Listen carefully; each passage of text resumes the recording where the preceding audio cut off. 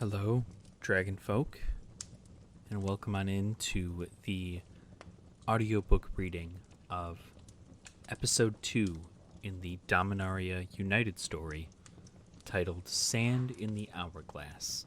I forgot to mention in our last video that these are written by Langley Hyde of Wizards of the Coast. So Langley, thank you so much for your lore. And let's get into today's episode. Time trickled away more slowly than the grains of sand sitting between the rocks. The fine particles sifted into Karn's joints. He didn't know how long he had lain there, pinned in the dark. Was it days or weeks that had passed? Was it months that had flown away like a small and startled bird? What if it was longer? Years, decades, eons? No. He could not think on it. No one would miss him. No one knew where he'd gone. He should have told someone. He should have at least told Joyra, or Jaya. If he had told them, they would have known where to search and either freed him or seen the Phyrexians themselves. What if the Phyrexians were the ones to find him? Would it be worse if no one found him? He might wait alone, forever in the darkness, in the silence. Sand trickled down. A scrabbling noise, maybe claws grating on rough stone. A weight lifted from his hand, exposing it to the chill air currents. He could move his fingers. Relief shot through him, a pang more powerful than the blind eternities. He stretched his fingers, marveling at the freedom of the small movement, the ability to make any movement. Something warm and soft touched his fingertips, organic, impenetrable to his senses, not Phyrexian, gentle, thoughtful. He was found. The warmth left his fingertips. Had his rescuer departed? The scratching quickened. Rocks grated. Pebbles cascaded. Clunks as large rocks tossed away landed. The burden on him lightened. Karn strained. The material around him budged, shifting at the pressure of his enormous strength. Karn exercised the powerful mechanisms in his torso, pushing him upright. Rocks poured away. He heaved himself up slowly. He wanted to take care not to hurt his rescuer with any stray stones. As his efforts increased, the scratching noise ended. Footfalls retreated as his rescuer stepped clear. Karn would have to trust that they had moved to a safe distance. Karn hauled himself to his feet. Stone poured off of him, and he was free. The warm air caressed his body. He rolled his shoulders, reveling in their movement. The tumbling rock kicked up a gray haze. He shook the fine particles from his body and wiped clean his eyes. A Johnny stood in the tunnel, his fur a striking white in the torchlight. The pupil of his unscarred pale blue eye glinted with the nocturnal hue of a nighttime predator. His shoulders had a proud set to them, like he was pleased he'd found Karn. He granted Karn a friendly, close-lipped smile. Karn nodded, tentative. He'd only met a Johnny a few times. For a Johnny species, baring teeth was a hostile action, so this small smile was friendlier than a broad human grin. "How did you find me?" Karn cleared his throat. It, too, felt dusty. The mechanism inside it clinked uncomfortably. "I told no one I was here." A Johnny coughed, awkward, deep in his chest. "After you didn't answer the letters, Joyra became worried about you. She asked Ralph to place a tracking spell on the letters, one that would only activate when you, and only you, opened the envelope. That's how I located your camp." Karn stilled, embarrassed. Had Joyra known every time he'd read a letter and left it unanswered? Every time he'd pushed aside the paper heaps on his worktop to make room for a new project? Had Johnny seen the chaotic clutter that populated his workspace? Karn would have never let his camp descend into such a state if he'd expected a visitor. He evaded Johnny's gaze and investigated the joints in his body for damage. Ah, the spearhead. He'd forgotten he left that lodged in him. "Every time you moved the letters, Joyra knew you were alive," Johnny said, "and didn't want to talk. She was determined to give you the time you needed and not to press you. She knows how private you can be when you are upset." Karn worked at the spearhead, trying to remove it from his body. The rockfall had jammed it even deeper into him. "But when you stopped shuffling the letters around," Johnny continued, "she grew concerned. Here I am." Karn grunted. He wiggled the spearhead back and forth, trying to loosen it from between his torso plates. His blunt fingers, though capable of the most detailed work, couldn't dig deep enough. He still couldn't believe Joyra had known how often he'd look at those letters, considering replying, and then set them aside. Too many times. Joyra is well? She is in her workshop on the mana rig, Ajani shrugged. And the Weatherlight? She returned the Weatherlight to its rightful owner, Ajani said. Shauna captains it. Ah, good. Shauna will rise to the task. Karn had served with Sisay and was pleased to see the airship in her descendants' hands. Do you mind if I... Ajani nodded at the spear point. Karn shrugged. Ajani was not as tall as Karn, but he was tall enough that he had to bend his head to inspect the spearhead. He inserted his claws into Karn's joints with surprising delicacy. You know, every planeswalker goes through phases like this. We withdraw, especially if we have played in a role changing a plane's fate. I've seen it time and time again. After a great hunt, you feast, and you sleep. It's natural, and there's no shame in that. I do not feast, and I do not sleep, Karn said. That does not mean you don't need to recuperate. Ajani eased the spearhead from Karn's body. Karn had never been permitted to recuperate when Urza had loosed him as a war machine.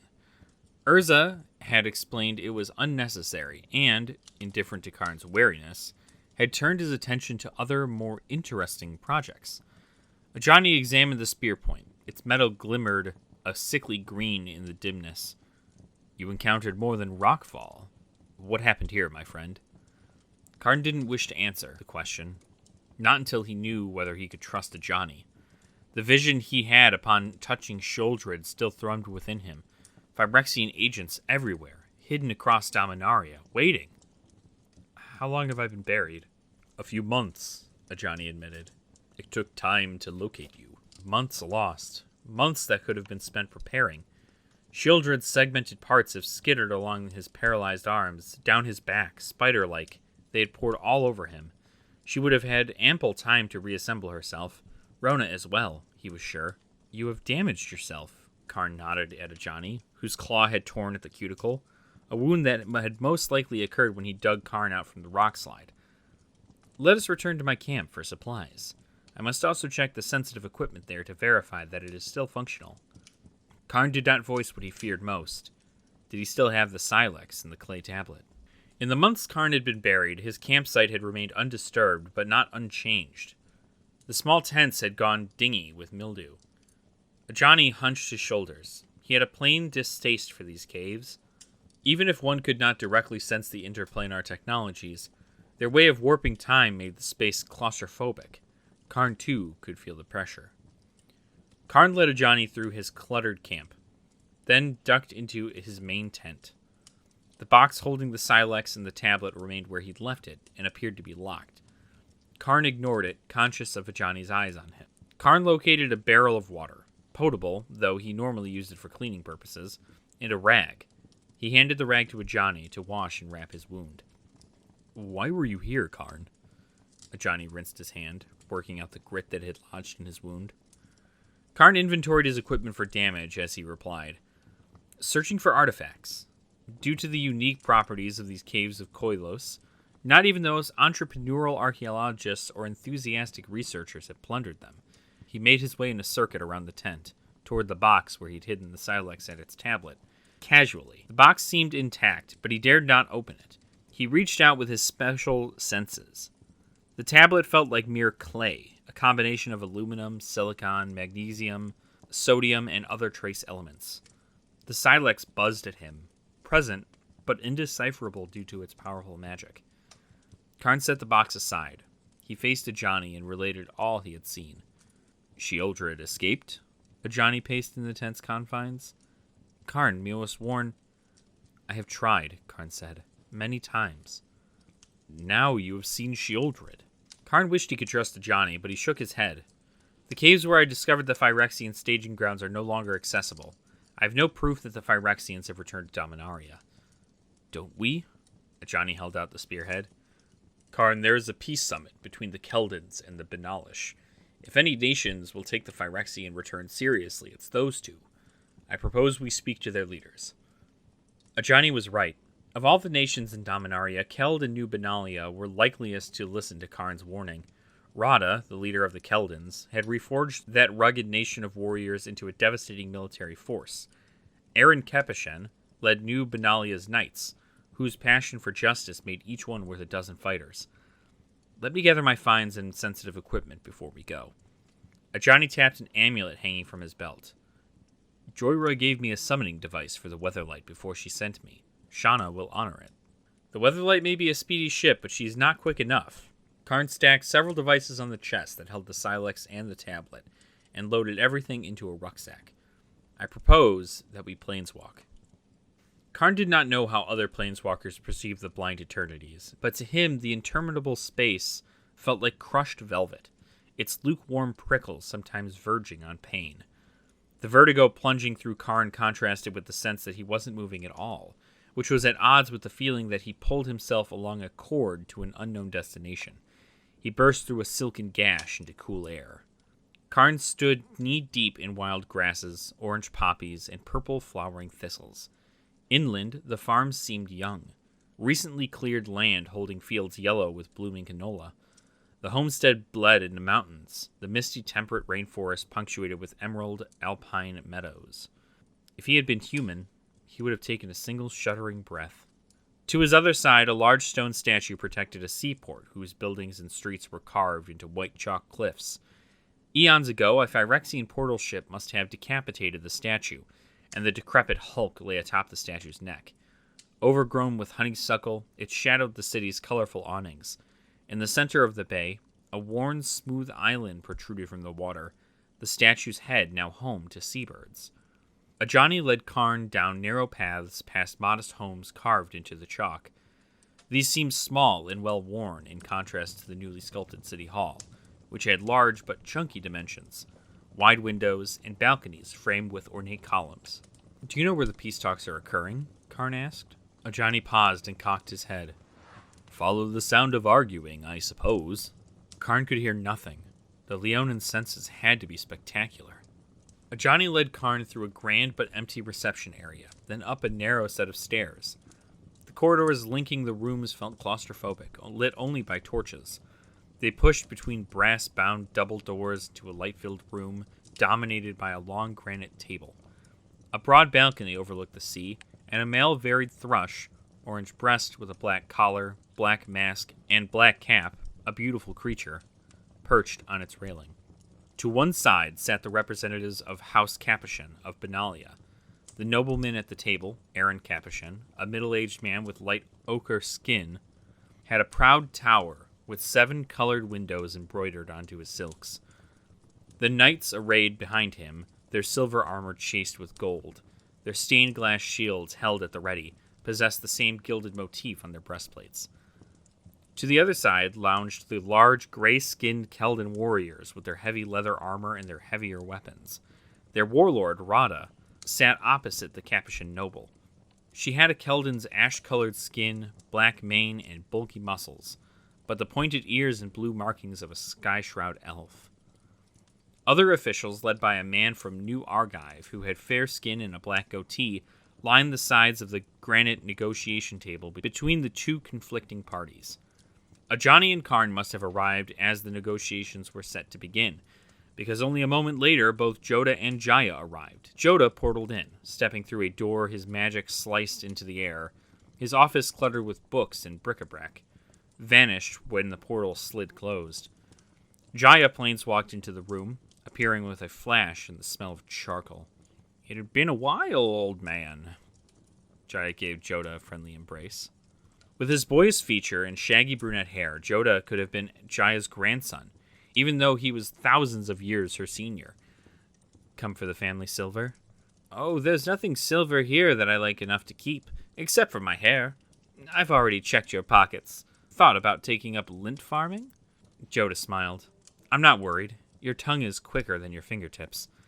Jaya's gaze fell on Karn and Ajani. "Well, this is a surprise. Are you two here to work on the negotiations as well?" Ajani regarded Jaya, solemn. "We must speak to you regarding what Karn has seen in the caves of Koilos. The Phyrexians have returned to Dominaria." The idle small talk at the negotiation table dropped into shocked silence. Joda and Jaya exchanged looks, then turned their attention to Karn. The Keldans, Belanish, and Argivians broke into argument, the overlapping dialects and accents turning their fears into babble. Only the Benalish knights remained at their post, their rigid posture a testament to their discipline. Jaya had paled.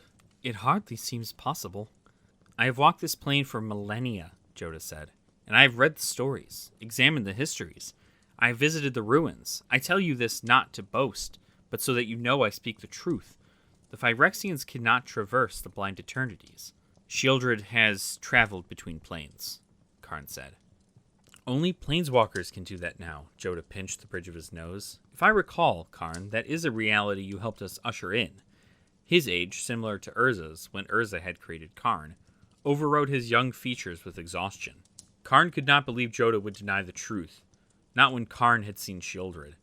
Perhaps most Phyrexians could not survive the journey through the blind eternities, but Shieldred had. Even if it had burned away her organic materials, even if it had damaged and weakened her, somehow she had succeeded. Aaron Capuchin stood and paced. He seemed agitated. The Phyrexians are ancient history. I cannot see what you would have to gain by asserting this. I located a staging ground for a new invasion, Karn said, led by one of the new Phyrexia's leaders, a praetor named Shieldred.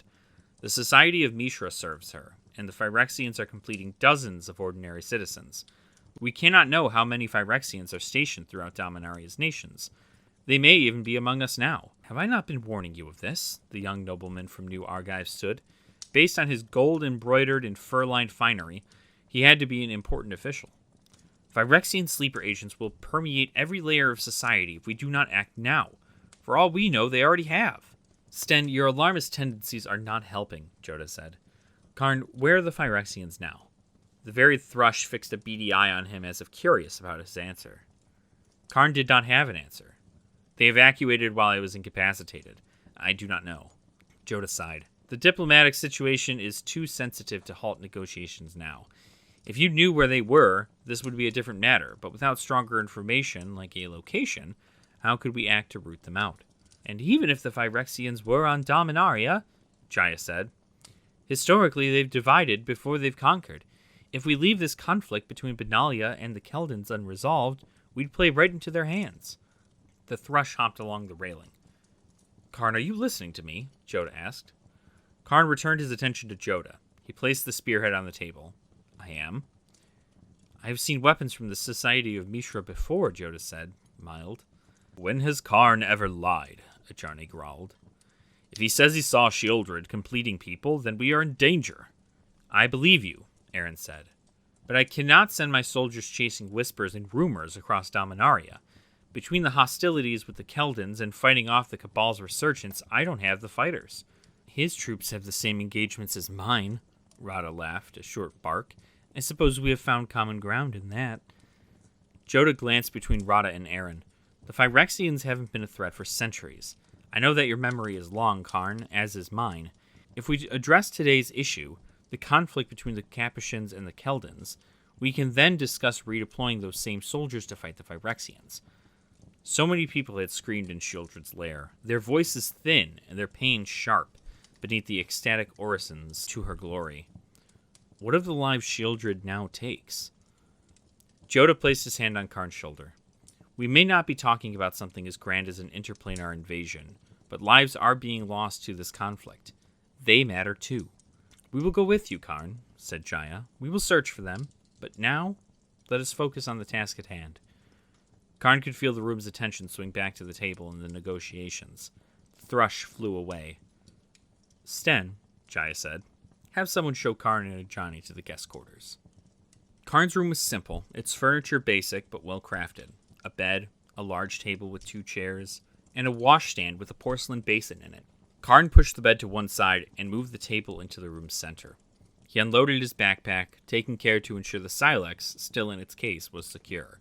The most coherent argument Joda and Jaya had against assisting us, Karn said, was that we do not know where the Phyrexians are.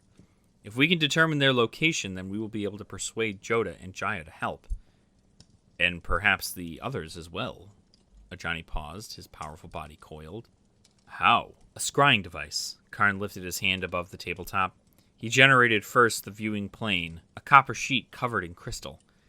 He filled the narrow layer between the two materials with liquid.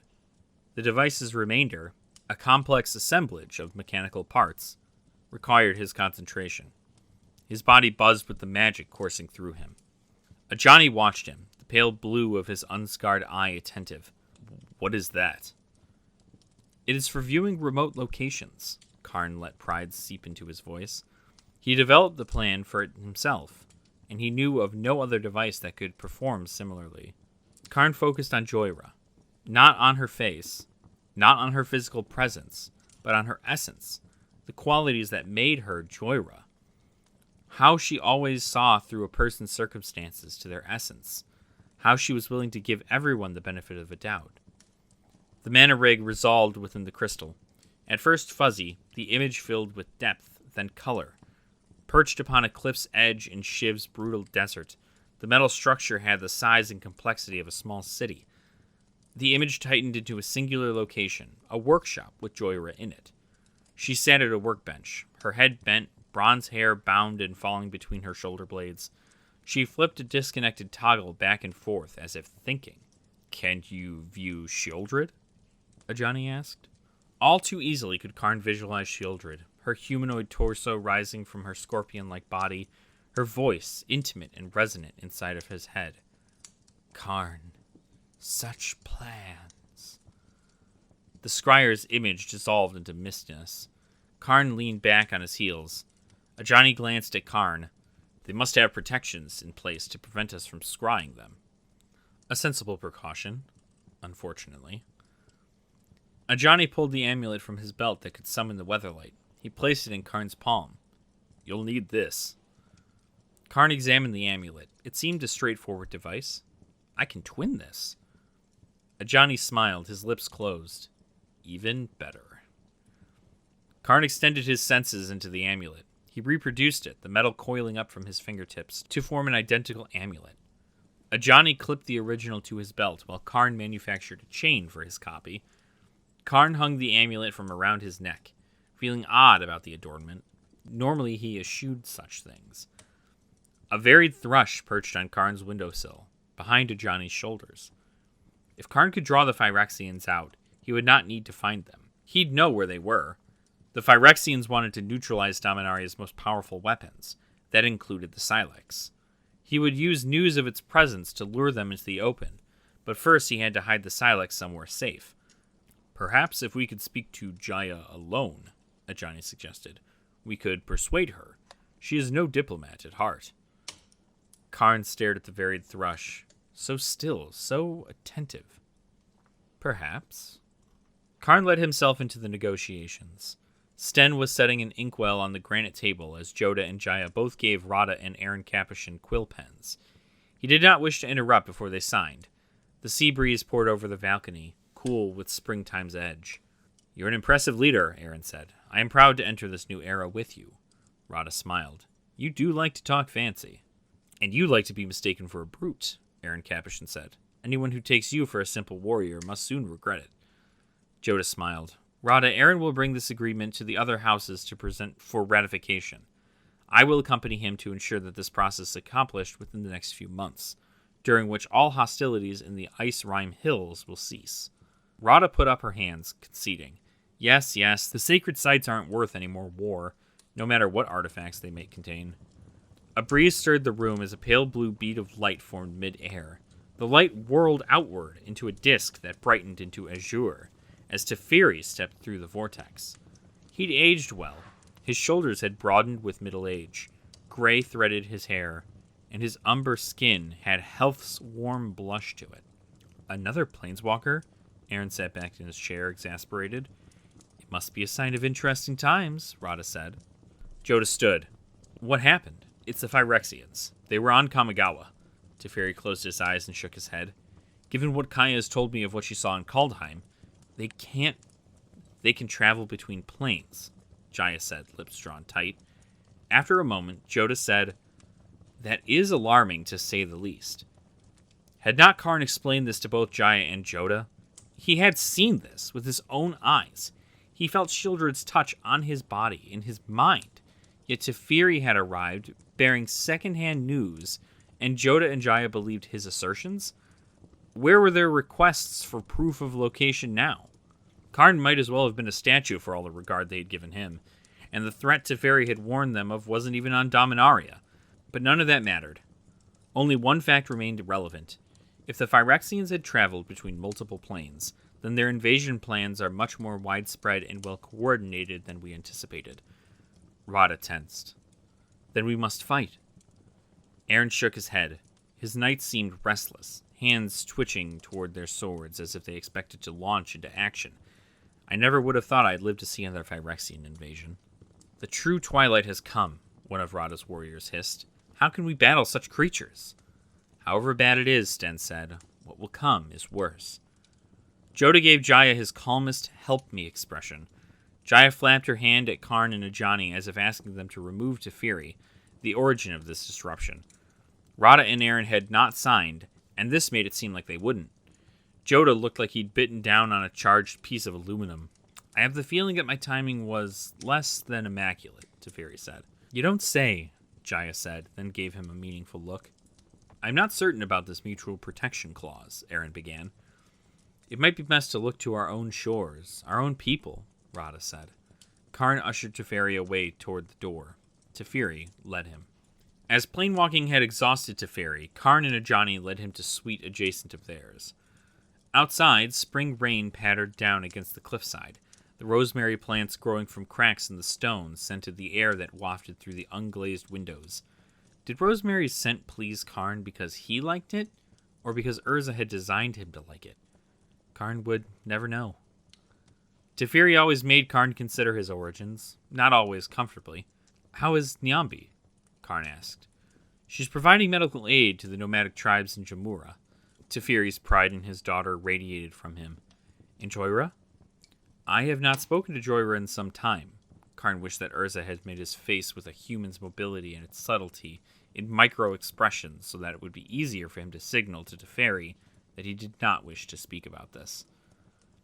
Ajani glanced between Teferi and Karn, as if the awkward silence stretching between them were visible, a piece of string tight enough to twang. Something else is troubling you? I did not wish to say this before the Keldans and Benalish, Teferi admitted, but they took Tamio. Even planeswalkers might be vulnerable to them now. We waited too long, Ajani.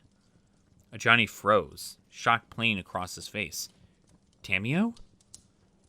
Teferi nodded wearingly. We can discuss it after I've gotten some rest. Karn watched as Ajani's hands curled into tight fists, anger and sorrow crossing his friend's face. He hadn't known they were close. I should rest as well, said the Leonin after a moment. Karn accepted this as his cue to depart. Back in his room, he opened the case with the Silex and the tablet in it. He removed the tablet, relocked the case, and set it on the table. He kept this here, to research it, but the Silex, that he needed to rehome. Somewhere safe, and he knew just the place. Karn pressed his palms to the scryer's crystal-covered copper. Joyra's image appeared. She was no longer in her workshop, but sleeping, her face crunched into her pillow, her reddish-brown hair lying in a messy braid across one cheek. Karn let her image fade. Evading the Oyster Bay guards was simple. The people here may have once made great pirates, but they had not adopted the organized banality of guard duty. Karn, large in the shadows, avoided any light that would glint from his body. He slipped through the town's carved streets, sticking to the darkness, up and around to the top of the cliff. He hiked along the Phyrexian portal ship's spine. Its degraded metal softened with wildflowers, like purple asters and goldenrod, toward a hill blanketed in young vine maples. Ferns rustled at Karn's shins, and the damp air condensed on his body. Now a sufficient distance to avoid tweaking Jaya and Joda's senses, Karn stepped through the searing blind eternities, tearing a wound in it. The edges fluttered against his body. He passed through it to Shiv and the mana rig, straight into Joya's workshop. It held a breathless silence. Like every instrument in it waited for Joya to wake. Karn located a supply closet. He stowed the Silex and its case on the lowest shelf behind the lengths of pipe, whose dust promised that Joyra had not needed them recently. He generated 2 devices, one alarm that would register if the pipes moved, and another weight-sensitive alarm that would notify him if anyone had moved the box itself. There. The Silex was safe, or as safe as it could be. Karn stepped back into the blind eternities. Back on the forest hill, Karn wound his way downhill toward Oyster Bay. A light glimmered between the pale, slender-trunked birch trees. A silhouetted person held aloft a lamp. Karn paused, but the lamp had glinted from his body. He had been seen. The figure moved closer. Sten, the new Argivian noble from the negotiation table. A nightjar called, its low warble traveling between the trees. What if his precautions had not been enough? Out for a walk, Sten called. Yes, Karn said. I do not sleep. You are awake late? No, up early. As Sten neared, his features grew clearer. His beard was trimmed and his hair tidy. Dawn is the only time I truly feel safe. At peace. With the smell of baking bread wafting over the city, with the citizens starting to wake, I can imagine we aren't at war. Morning had begun to whiten the sky. The air tasted like dew and cinnamon. I overheard the other planeswalkers saying that you're immune to Phyrexian influence. Yes. This means that you may be the only planeswalker who can be trusted. Sten's sable mantle beaded with water. You aren't the only one who can read the signs of invasion. King Darian had tasked me with discovering Phyrexian agents. Obviously, this is not common knowledge. What will you do after you discover such an agent? Karn asked. What must be done, Sten said. The only thing that can be done. Once someone is completed, they are lost, whether they know it or not. They don't know themselves? No, Sten said. I think they are more useful to Phyrexians, and harder to discover if they themselves do not know. It made sense that those forced to act against their own interests, their families, and their very plane would be kept oblivious of their own actions. The Phyrexians had to be inserting these unknowing sleeper agents everywhere, yet to kill such people who had already been so wronged. King Darian must have selected Sten for his ruthlessness. Have you ever caught such an agent? Karn asked. No, not yet. Sten gazed at the dawn-glazed sea. Fishing boats skidded along the waves, tan sails belling. Teferi's news frightened them. Karn nodded. They should be frightened. Do you think Benalia and Keld will unify? I don't know, Sten admitted. But I do know that I can promise this. New Argive will mobilize. We will stand with you in defense of Dominaria. Karn nodded, relieved that someone had taken him as a credible source. He had found his first ally willing to provide military support. We can discuss the details later. In town, few seemed wakeful. Only bakers tucking yeasty loaves into ovens and children milking goats and feeding chickens. Sometimes Karn imagined their pains, losing a pet rooster to the dining table, spilling a much-needed bucket of milk. Long after these people had died, Karn would continue to ponder their lives. He felt old and tired, and the children's beautiful brevity seemed an unbearable tragedy in this still morning. When Karn reached the city hall, Ajani was awake, pacing between the banks of ropey wisteria vines. Ajani paused, his body quivering with tension, and his tail lashed once. Karn suspected this was not a voluntary gesture. He had seen how the Leonins seemed to smother his non-human mannerisms when near humans. Ajani's blue eye caught the light in the dimness, pupil glinting, a predator's green. Karn, do you think the humans are awake yet? Ajani asked. Joda and Jaya will sit with the representatives down at the negotiation table once more today. Karn could summon no patience for how Joda continued to prioritize this small human conflict before the Phyrexian threat. Some are. I encountered Sten this morning, and he had pledged New Argive's forces. Then let us speak to Jaya, Ajani said, before negotiations recommence. You two would be much more compassionate toward me right now if you had heard of this substance called caffeine, Jaya muttered. I have heard of it, Karn said. It is vile, Ajani said. Teferi entered the room and opened the doors to the balcony. The chilling sea breeze freshened the room, bringing with it springtime's rising birdsong. A seagull landed on the balcony and cocked its head, looking at Teferi's bread roll in a meaningful way. A varied thrush landed on the rail, then jumped along it. Could it be the same bird as yesterday? How could such a shy woodland bird with its orange breast tolerate a seagull? It isn't important who can charge what taxes at which border, Ajani said. We should be prioritizing the fight against the Phyrexians. Correct, Karn eyed the thrush, and keeping the Silex from Phyrexian hands. The Silex, Johnny started. You have it with you? I had it in my possession, Karn said, as I planned to deploy it on New Phyrexia and eradicate the Phyrexian threat as its source once I determined its workings. Karn, we agreed to handle that together. You can't go there alone, said Teferi, serious. You said yourself that we waited too long. All of you promised me your help, and then you told me to be patient. No longer, said Karn. The thrush was not even pretending to peck at invisible crumbs.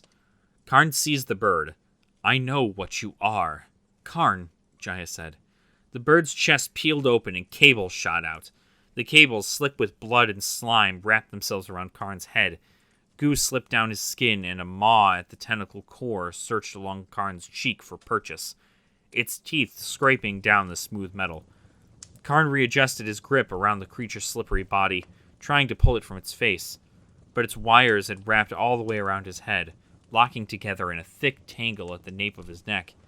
The creature's teeth caught on Karn's lip. It jabbed needle-like protuberances into him, like it wanted to inject him with some substance, and the needle snapped. It's too close to Karn, Jaya shouted. I can't blast it. Let me, Ajani said.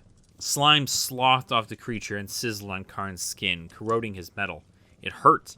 The creature snaked its tentacles between the joints on Karn's neck and around his collar, as if trying to prise him apart. Karn grunted and squeezed his fingers between the creature's slippery body and his face. He forced it off of him, flinging it across the room where it smacked against the opposite wall and slid down. The creature caterpillar crawled towards the door. Teferi raised his hands, slowing the creature with a blurring field to prevent its rapid escape. Ajani lunged forward and pierced the creature with his claws, pinning it to the floor. It shrieked and writhed. Acid spurted from the wound. Karn, face still steaming from the creature's corrosive slime, held out both hands, one over the other. He generated a birdcage, building it upward until the bars united into a dome. Ajani ripped the monstrosity from the floor and flung it into the cage. It rattled the bars, screeching. Jaya crossed her arms. Turns out Joda had bigger things to worry about than taxes. Karn placed the Phyrexian bird on the granite negotiation table. Joda leaned towards it, his eyes widening. The creature in the cage hissed at him. Aaron Capuchin looked sick. His Benalish knights had not moved, their discipline ironclad. Rada stared at it, eyes glittering. Her warriors had broken out in muttered prayers. Sten's lips had thinned in satisfaction that his point was made. They're here, Joda murmured. Among us. I told you, Sten said. 3 of the Benalish knights exploded outward from their armor. Their eyes burst open in a shower of glistening black oil, and their jaws distended. Metal teeth emerging from their flesh to stud their gaping maws. Metallic fibers wriggled out from between the gaps in their armor. One of the creatures swung toward the granite table, his clawed hand drawn together in a double fist. It slammed its hands down on the granite table, cracking it in two. The negotiations are over, it said. Its comrade seized Aaron with its writhing tentacles, bundling him up like a spider would a fly. Karn strode forward, Teferi and Ajani flanking him. Jaya held up her hand, summoning fire into her palms. Joda gathered energy, distorting the air around him with ribbons of color, and then solidified it into a force field to protect the unchanged Benalish soldiers from the Phyrexians. For Gerard, one woman bellowed, lifting her sword. She dodged past Joda's barrier to charge for her ex-comrades. The Phyrexian knight avoided her blow by splitting itself in two. It slid apart into 2 meaty pieces, legs sprouting from what once had been glistening eternal organs. Both halves attacked. The first wind of ascension is Forger, Rada called, backing towards the door. She, like Aaron, had come to the negotiation table unarmed. Burning away impurity, her warriors bellowed, forming up around to protect her. They fought off the lashing tentacles that reached to seize her, chopping off the Phyrexian's limbs. But any appendage that hit the ground seemed to gain life of its own, sprouting legs and teeth, squirming toward the retreating Keldans. The Argivians fell back, joining the Keldans, fighting with their rapiers, the weapons of nobles who have never seen battle and never expected to. Sten himself only wielded a dagger. Separated from his people, he backed away between the shards of the broken table until he reached Jaya's wreath of protective flame. Karn had almost reached Aaron. The Phyrexian holding him released a low laugh like an opening steam valve. It rolled its body around Aaron and bounded onto a neighboring balcony. Ajani snarled with frustration and launched himself after it. Ajani! Karn could not follow. The balcony would break under his weight if he tried to leap after the light-footed Ajani. Karn made a noise low in his chest with frustration and took a step back. Teferi cursed. I can't jump that distance, Teferi said. The Keldons had reached the door. I do not wish to leave you, Archmage, Rada shouted. Keld stands with Dominaria, for Dominarians. We will battle this blasphemy alongside you to defend all peoples. Go, Joda shouted. We will fight together another day. There are too many of them, Karn said. Blockade them in this room. Rada nodded once. The brass double doors slammed shut, locking the planeswalker and the mage into the room with the Phyrexians. Jaya swirled her hands up and around, blocking off the Phyrexians from Joda, protecting him. Her flame burned white with a vicious heat. Karn had no doubt that Jaya's magic could defeat even this. He pushed himself through the heat. It seared the tentacles trying to wriggle into the joints of his body, ending them. Much as I'd love to do this all day, Jaya said, throwing a fireball at a writhing hunk of metal and flesh. Joda? I have summoned the energy. Joda's eyes were aglow with it. His skin incandescent. But I need to know where to direct it to create the portal, a secure location. Argivia, Stend gasped. He flicked a piece of tentacle off him with his blade and stomped on it. Blood and oil spurted beneath his boot, and he turned toward the next encroaching tentacle and speared it through. New Argive's watchtower. It is as safe a place as any. Karn retreated towards Joda, Teferi at his side. Joda's portal spun into existence behind him. It opened like a doorway cut into the air itself, revealing a small circular room. Joda retreated through it to sustain it from the other side. I'll hold them off, Jaya said, searing the writhing cables with her fire. If you can get through the portal, I'll blast this room with such fire that not even a single piece of Phyrexian will remain. Go! My thanks, Sten said. He backed through the portal as well.